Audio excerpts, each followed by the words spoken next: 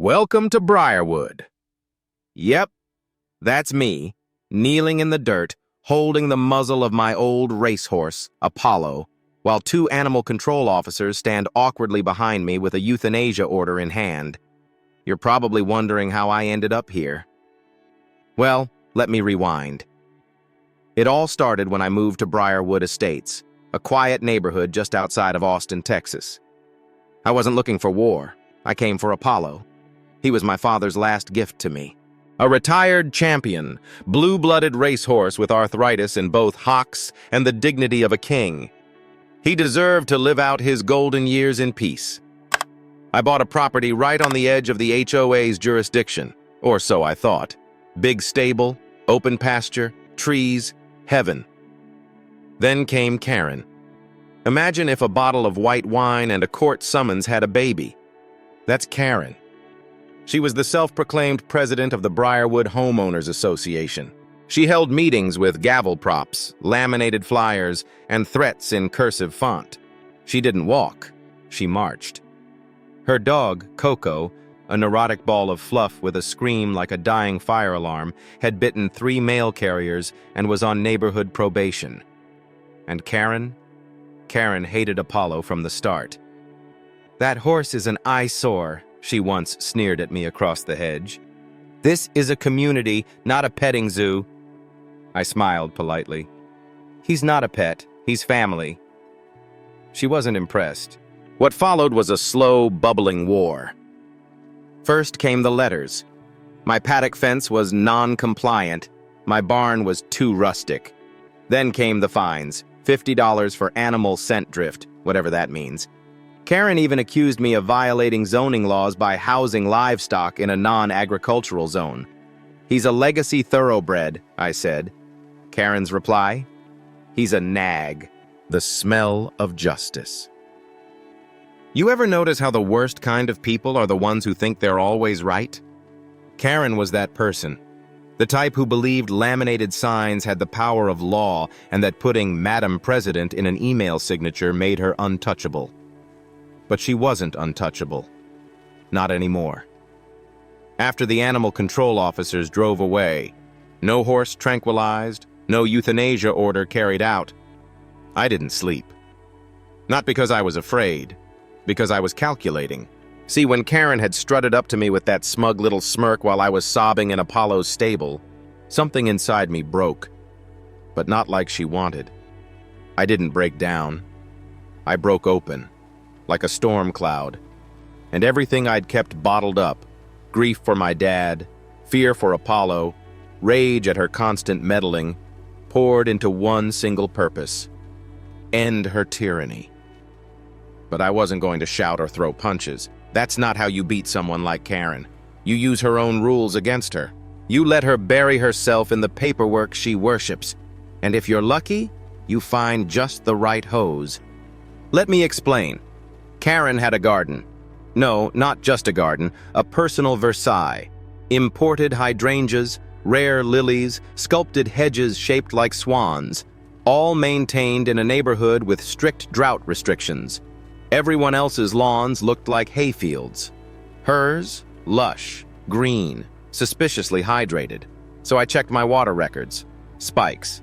Massive usage at 2 a.m. every other day. I checked my irrigation line. Found a thin pipe, barely visible, running under the fence. Buried. Hooked directly into my private well. The same well I used for Apollo's water supply and stall cleaning. Karen had stolen my water. When I confronted her, calmly, politely, because I still had some shred of neighborliness, she waved her hand like I was a fly at brunch and said, "It's just water. You don't own the rain." No, Karen, I don't. But I do own the plumbing you illegally tapped into. So I got creative. I rerouted the irrigation line through a holding tank. Not sewage, that would have been criminal, but gray water? A little manure runoff from Apollo's daily stall cleanings? That, my friend, is organic, non-toxic, fully within legal use on private property. Next morning, she turned on her system. From across the fence, I watched as her sprinklers sputtered to life. A fine mist settled across her flower beds. For about 3 seconds, all was calm. Then came the stench. Imagine a portable toilet at a rodeo left in the sun for a week. Now spray that over $10,000 worth of ornamental botanicals. Karen ran outside in slippers and a silk robe, gagging. Her dog, Coco, took one sniff and bolted under the porch like a demon was chasing her. She screamed, accused teenagers of sabotage, called her landscaper. He took one whiff and refused to work near her yard, claimed the soil was biologically hostile. I stood in my kitchen, trail cam footage rolling live on my laptop, sipped tea, took notes. But I wasn't doing this for fun. This wasn't a prank. This was a message, a declaration of war, written not in ink, but in stink. The HOA was next. I pulled the original HOA charter. Most people don't even know what's in those things. They're a mess. Amendments stacked on top of amendments. Legal spaghetti from 3 decades of bad decision-making. But tucked deep inside, in the original 1974 founding documents, was something no one had touched in years: the Legacy Animal Clause. It was elegant in its simplicity. Any state-registered thoroughbred racehorse housed on a property formerly zoned agricultural was exempt from all HOA ordinances related to animal restrictions. It was written back when the community was a rural horse ranching area, before the developers came, before Karen came. Apollo was registered. His bloodline, his race record, even his original stable paperwork from before the HOA was ever formed, every bit of it was still valid. Legally, he wasn't just allowed to be there. He was protected. And that meant everything Karen had done, from the fines to the fake complaints, even the euthanasia request, was not only unjustified, it was borderline fraudulent. That's when I noticed something even more damning. The document Karen had filed with animal control? She'd listed herself as a licensed community officer. That position doesn't exist. She made it up. She used outdated forms and zoning codes that hadn't been active in 3 years. She forged terminology, claimed imaginary authority, and wrapped it all in official-looking stationery. Karen hadn't just lied. She had broken the law. And now I had proof. I compiled everything: screenshots of water usage, trail cam footage, copies of old zoning maps, Apollo's registration, the HOA's original charter, and the doctored animal control request. My folder was thick, color-coded, tabbed, annotated. Because if there's one thing I learned from people like Karen, it's that they don't fear confrontation. They fear documentation. And I was about to give her enough paperwork to build her own coffin. Next stop, the HOA meeting. And I wasn't going there to ask for justice. I was going to bring it with me. The meeting that shook Briarwood. The day of the HOA meeting felt like waiting for a courtroom showdown in a legal drama. Except instead of a gavel, I had a binder, and instead of a jury, I had 50 angry neighbors with folding chairs and lukewarm coffee. The community center smelled faintly of air freshener and resentment. People shuffled in wearing lawn work jeans and PTA smiles. But their eyes were curious, hungry. Something was brewing, and they all knew it had Karen's name on it. She was already there, of course, sitting dead center at the head table in her usual pastel blazer and matching lipstick. The blazer today was fuchsia, a bold choice, like a flamingo trying to blend in with crows. Karen didn't smile when I walked in. She didn't even blink. But her fingers twitched on the edge of her tablet like she was ready to start swinging data. I took a seat near the front, laid my binder down with just enough weight to make a satisfying thump, and nodded at Marvin, the retired dentist/board member who looked like he'd rather be anywhere else. He gave me a half-hearted thumbs up and muttered, "Good luck." Didn't need it. The meeting opened with the usual forced pleasantries, community announcements, a note about a bake sale, a warning about someone stealing solar lights. Then Karen cleared her throat, leaned into the mic, and started her speech. It was rehearsed, practiced, polished. Her words were dipped in sugar and rolled in condescension. She spoke about community standards, about neighborhood values, about how certain individuals had been acting in a way that was disruptive and legally questionable. I let her go on and on and on, until she got to the part about me. "Mr. Adams," she said with a tight smile, has chosen to repeatedly and willfully violate HOA regulations. His use of a large farm animal as a domestic pet is not only improper, but, as recent events have shown, potentially dangerous to the safety and hygiene of our neighborhood. Someone in the back scoffed, loudly. Karen kept talking, unaware, or pretending not to notice, that the tide was turning. She brought up the gray water incident, calling it an act of malicious sabotage, and she accused me of weaponizing legal language to undermine community governance. She even pulled up a photo of Apollo, standing peacefully in his paddock, as if the image of an old horse eating hay was somehow criminal evidence. That's when I stood up. No mic, no speech. Just the binder in my hand, and a calm voice that cut through the room like a blade through warm butter. Before we go further, I said, flipping open the binder, I'd like to clarify something about Apollo's legal status. I held up a copy of the Legacy Animal Clause, highlighted, notarized, printed in triplicate. This clause was written in 1974 and is still legally binding. Apollo is a state-registered thoroughbred, housed on a property that was formerly zoned agricultural.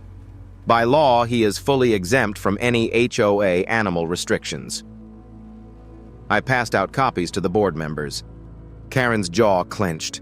Her fingers curled around her tablet like it might save her. Furthermore, I continued, Karen submitted a euthanasia complaint under a fabricated title.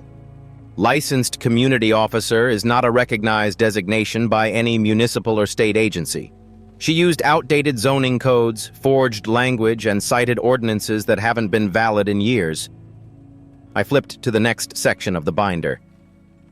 These, I said, are screenshots of water usage spikes at 2 a.m. every other night, directly coinciding with irrigation events in Karen's yard. Is more papers circulated, more whispers spread. And this, I said, holding up a still image from the trail cam, is video footage of a concealed pipe leading from my private well into her irrigation system. A murmur rolled through the room like thunder. Karen opened her mouth, but before she could speak, a woman in the back stood up and raised her hand. I'd like to know, she said, voice trembling slightly but growing stronger, why my signature appears on a zoning adjustment form when I never signed anything. Silence. The kind that hits so hard it hums in your ears. Karen didn't move. The woman walked to the front, held up her driver's license in one hand and the zoning form in the other. The signatures didn't match. Not even close. Someone gasped. Another person cursed under their breath. And just like that, Karen's control cracked. It wasn't just about me anymore. It was about everyone. I turned the page into my binder and revealed the financial records, the HOA's so-called beautification expenses, premium sod installation, decorative lighting, a koi pond billed as a community wellness feature, all of it installed directly outside Karen's property.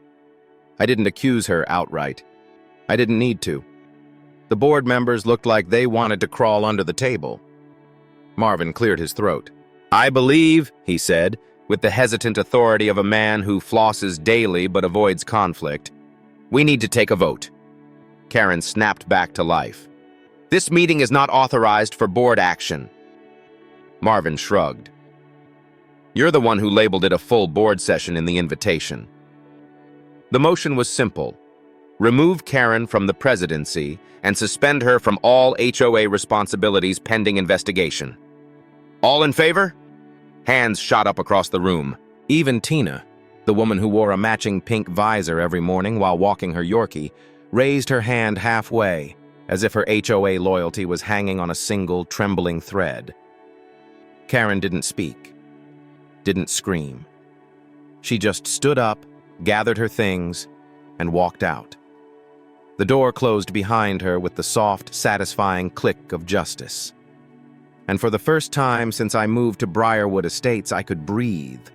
Apollo was safe, but I had a feeling Karen wasn't finished. You'd think after getting publicly dethroned and humiliated in front of half the neighborhood, Karen would take the L and disappear.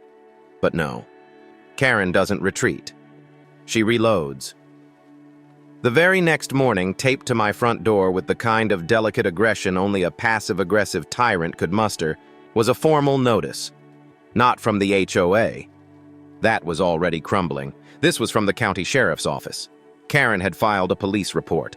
She claimed I had deliberately sabotaged community utilities and harassed a fellow resident with malicious intent. She included video evidence, selectively edited, of course, showing me adjusting the water tank I used to redirect the irrigation line. No sound, no context, just a man near a hose and a spliced timeline. I laughed. Not a big belly laugh.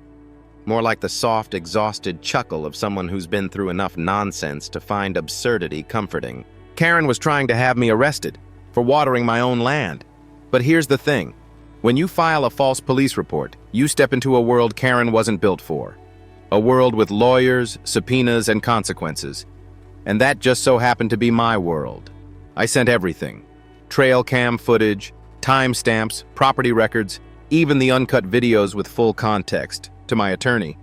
He barely glanced at it before muttering, "This woman's toast." We filed a counterclaim for defamation and for knowingly submitting a false report. But we weren't the only ones. Turns out the forged documents, zoning fraud, and HOA fund misappropriation had raised more than just eyebrows. The county prosecutor had taken notice. Within a week, Karen was served with a summons. Not just from me, from the state. Fraud. Falsification of public records, misuse of community funds. Her bank accounts frozen. Her car, the shiny white BMW she used to park diagonally across 2 spots, was towed away in broad daylight. I watched it happen from my porch, sweet tea in hand, Apollo standing behind me like the calm judge presiding over her downfall. The silence from her property was deafening. No barking from Coco, no laminated signs, no threats written in cursive. And then the emails started pouring in, dozens of neighbors, some I'd never spoken to. They came with stories. One man had been fined $200 for having non-compliant mulch. His was a shade too red. A single mother was forced to remove her kid's trampoline because Karen said it lowered property values. Another woman got a violation for a mailbox that was 2 inches too wide. 2 inches. One family, an older couple, had quietly sold their house and left after Karen hit them with back-to-back fines over decorative clutter. That clutter was a wind chime and a flower box. Karen had ruled this neighborhood with a smile and a spreadsheet. No one had fought back. Until now. The stories flooded in. The fear turned into anger. And the anger? That turned into action. The remaining HOA board members, what was left of them, approached me sheepishly. Marvin, the retired dentist, was the spokesperson, holding a Tupperware of apology scones like a peace offering from a war-torn village. "We had no idea," he said. "We thought she was just particular." "Particular doesn't get you indicted," I replied.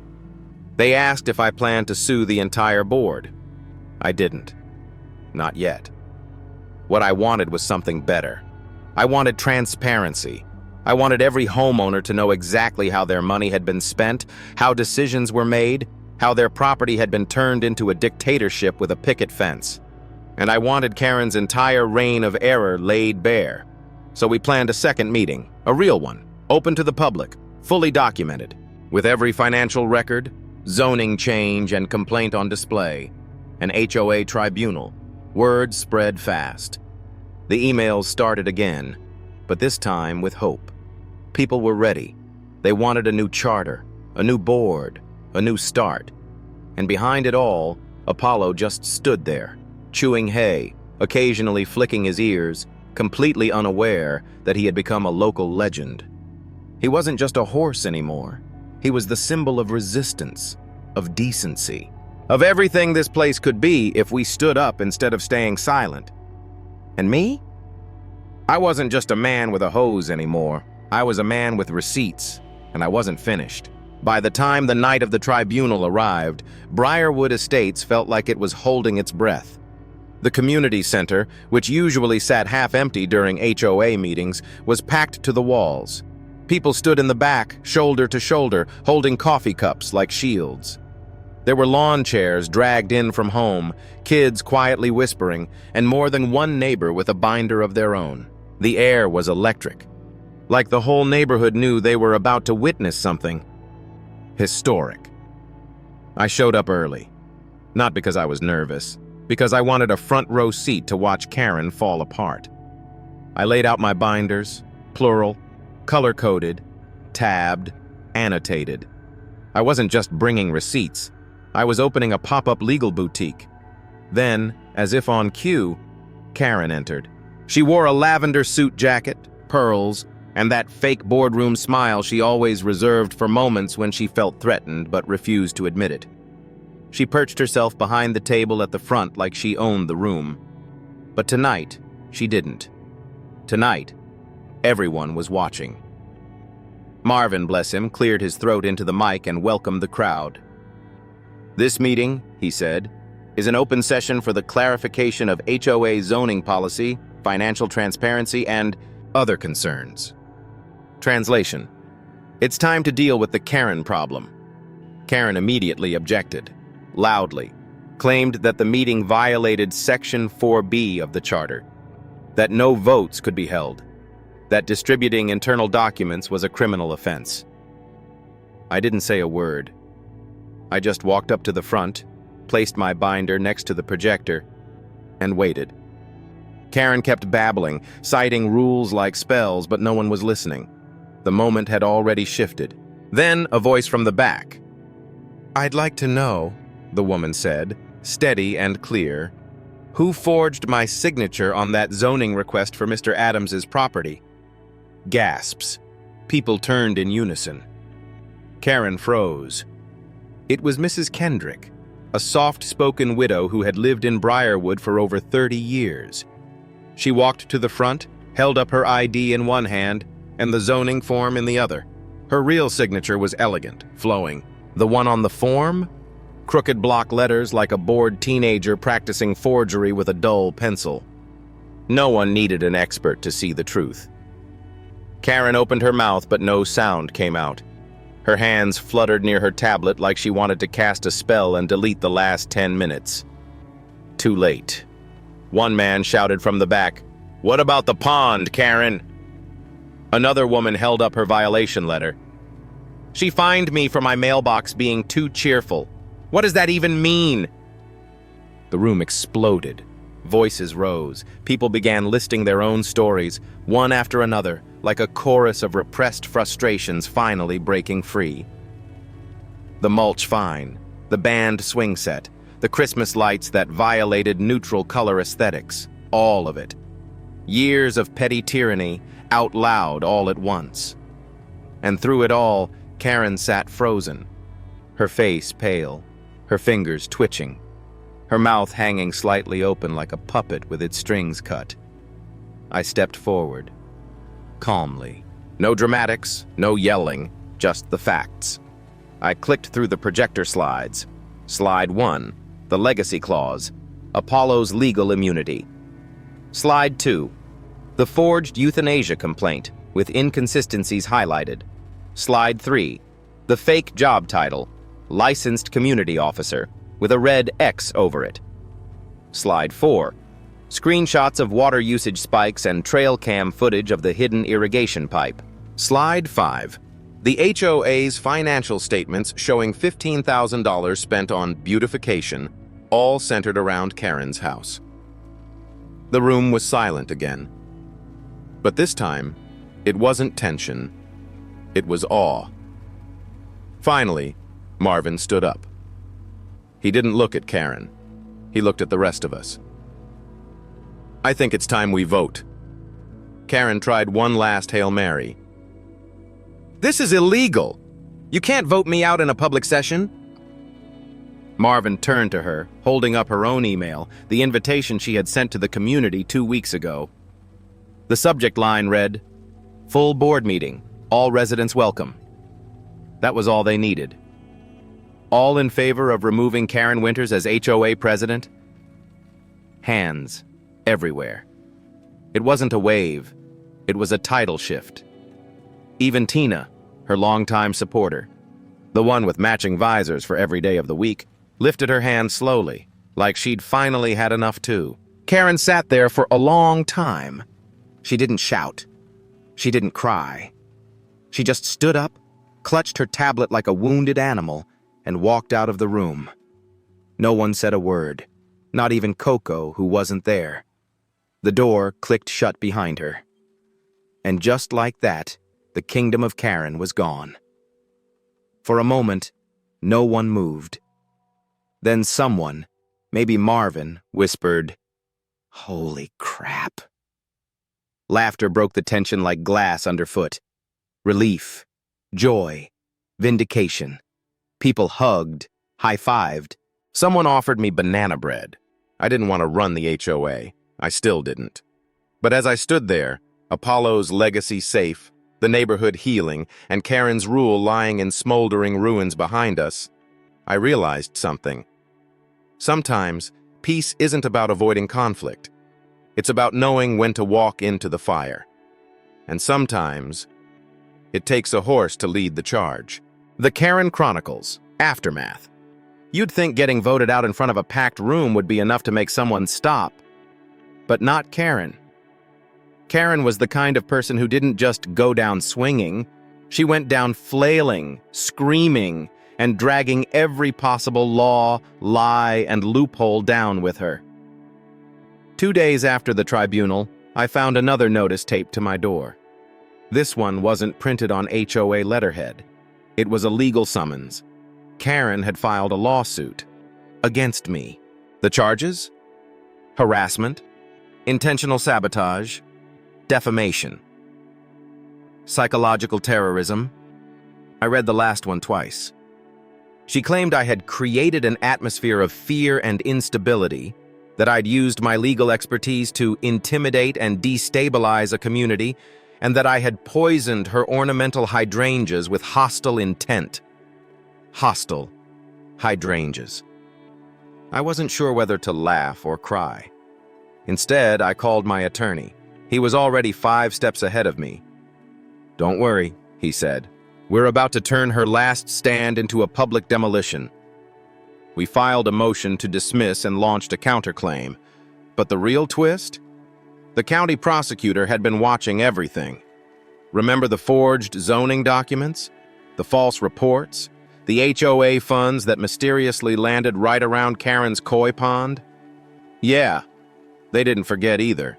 1 week later, Karen was indicted on 3 felony charges: falsification of public records, misappropriation of community funds, filing a fraudulent police report. Her bank accounts were frozen. Again. Her car? Repossessed. Again. I watched from the porch as a tow truck rolled up to her house, same as before. The same driver, actually. He gave me a little salute as he pulled the BMW away, as if to say, "Round 2, buddy." Apollo stood beside me, flicking his tail, perfectly serene. It wasn't over, though. Karen didn't show up to court. 3 times. Didn't respond to depositions. Didn't reply to certified letters. Neighbors said they saw her once, early in the morning, slipping out to get mail in a hoodie and sunglasses, like a fugitive in her own yard. Coco's barking had stopped. Her garden was dying. The koi pond? A mosquito swamp. The Queen of Briarwood had become a ghost in her own castle. And then, one morning, a for sale sign popped up on her lawn. No warning, no open house, just a cold metal stake driven into her perfectly trimmed grass, now browning, neglected, and starting to wilt like the last of her power. A week later, she was gone. Moved out in the dead of night. No goodbyes, no closure, just silence. I thought that was the end. But Karen had one last move left. 2 weeks after she vanished, I got a letter. No return address, just a white envelope shoved into my mailbox like it had been hand-delivered. Inside was a single piece of paper. 1 sentence. "This isn't over." I stared at it for a long time. Read it front and back. Nothing else. No signature. No threat. Just that sentence, scrawled in shaky, crooked block letters. I didn't panic. I didn't call anyone. I made a photocopy, took a photo of how it was delivered, and added it to the folder now labeled HOA, Miscellaneous Threats. Because if Karen ever tried to come back, I wasn't just going to be ready. I'd have the entire case file. But here's the thing. She never came back. Not really. Sure, the damage she did took time to repair. The neighborhood needed to rebuild. Trust, leadership, basic peace, and quiet. But we did it. We restructured the HOA into a co-op, limited in scope, transparent, democratic. No more secret fines, no more mailbox violations, and absolutely, positively no more Karens. Apollo? He became a local legend. People stopped by just to visit, brought apples, took pictures. Kids painted a little wooden sign for his paddock. It said, "Neighborhood Legend." He didn't seem to care. He just stood there, eating hay, as if he'd always known how it would end. A few months later, I got a real letter. Handwritten, neat cursive. It was from a historic racing foundation. They'd heard Apollo's story, probably from the local paper, which had run a piece titled, "The Horse That Beat the HOA." They wanted to honor him at their annual Golden Horseshoe Gala, not just as a retired champion, but as a symbol of endurance. They offered to fund a memorial plaque and a scholarship for students studying equine law. I didn't even know that was a thing. But I said yes. Of course I said yes. Because Apollo wasn't just a horse anymore. He was the quiet heartbeat of this neighborhood. The reminder that sometimes dignity speaks louder than power. And that justice doesn't always wear a robe. Sometimes it wears hooves. The last word. Spring rolled in slow that year. The kind of spring where everything feels like it's finally exhaling. Where the wind smells like new grass and second chances.